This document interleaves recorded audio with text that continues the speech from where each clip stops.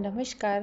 त्वरिका kitchen मराठीमध्ये आपले अगदी मनापासून स्वागत आहे. आज आपण बनवणार आहोत प्रसादाकरिता शिरा.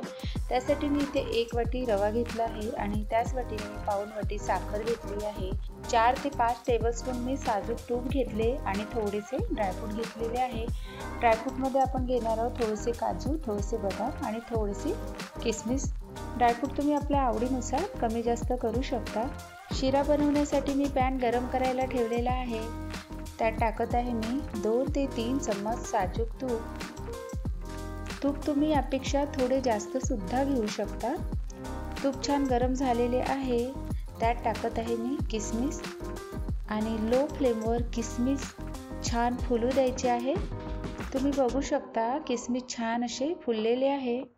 आता टाकत आहे मी थोडीशी काजू व थोडेसे बदाम. लो फ्लेमवर 1 मिनिट काजू बदाम मी भाजून घेतलेली आहे. आता काढून घेत आहे. त्याच तुपामध्ये आपल्याला रवा भाजून घ्यायचा आहे. तर त्यासाठी मी रवा टाकलेला आहे आणि हलका रंग चेंज होईपर्यंत लो फ्लेमवर आपल्याला रवा छान भाजून घ्यायचा आहे. तुम्ही बघू शकता रव्याचा रंग छान चेंज झाला आहे. त्यानंतर टाकत आहे त्यामध्ये साखर. साखर सुद्धा छान मिक्स करून घ्यायची आहे. आता टाकत आहे मी गरम पाणी. 3 वाट्या मी गरम पाणी टाकून घेत आहे. ज्या वाटीने मी रवा घेतला होता त्या वाटीने मी 3 वाट्या गरम पाणी टाकून घेतलेले आहे. गरम पाणी टाकल्यामुळे रवा छान मोकळा होतो. आता झाकण झाकून 4 ते 5 मिनिट मीडियम टू लो फ्लेमवर रवा छान शिजवून घ्यायचा आहे. आपले 4 ते 5 मिनिट झालेले आहे.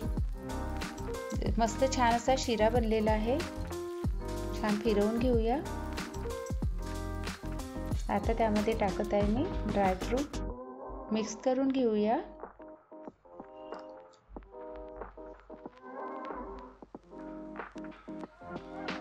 आणि आता त्यामध्ये 2 टेबलस्पून मी साजूक तूप टाकत आहे.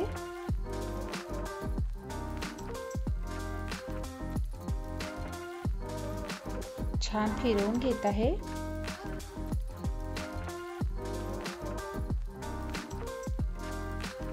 परत 2 ते 3 मिनिट लो फ्लेमवर झाकण झाकून मी शिरा शिजवून घेणार आहे.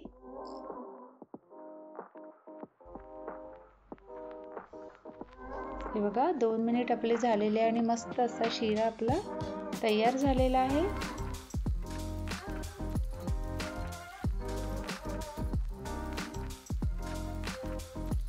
प्रसादाचा शिरा आपला तयार आहे.